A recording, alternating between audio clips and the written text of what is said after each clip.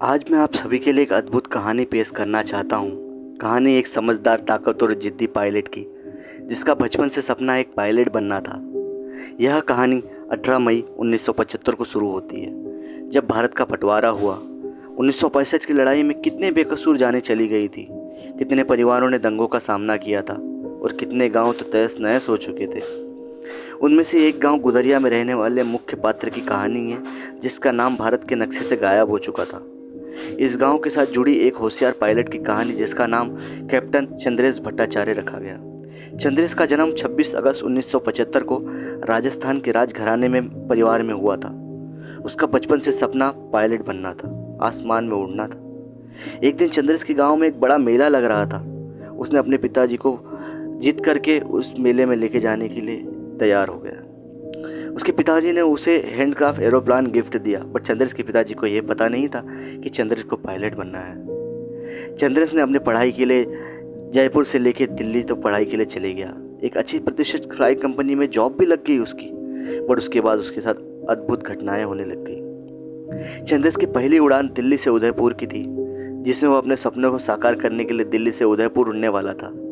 चंद्रेश अपने सपनों की दिशा से पीछा करते हुए अपनी पहली उड़ान की तैयारी करने दिल्ली एयरपोर्ट पहुंचा। समय रात 11:20 का था। चंद्रेश ने उड़ान भरने से पहले अपना फोकस और संकल्प दिखाया। वह धीरे धीरे ऊपर उड़ने लगा और फ्लाइट को बादलों के बीच ले गया।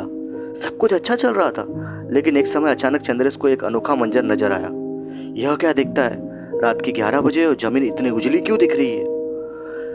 वह झांकता और उसे पता चलता है कि वो उसकी जो फ्लाइट है वो गुदरिया गांव के ऊपर से गुजर रही है, जहां पर बेकसूर जाने जा चुकी थी। इस मंजर से वह घबरा गया। उसके बाद चंद्रेश ने अपनी फ्लाइट को उदयपुर से सुरक्षित रूप से लैंड किया और फिर तुरंत अपनी नौकरी से इस्तीफा दे दिया। चंद्रेश की जिंदगी उस रात के बाद बदल गई। उसने अपने सपनों की एक नई दिशा दी, जहां उसने अपने मन की बात सुनी और उस जॉब से रिजाइन कर दिया और उसने नई मौके की अपॉर्चुनिटी को हासिल करना चाहा। इस कहानी से यह क्या पता चलता है कि एक ऐसे जिद्दी पायलट ने अपने सपनों को पूरा करने की कोशिश की, लेकिन उसके एक अनोखे मंजर ने उसके सपनों को बदल दिया।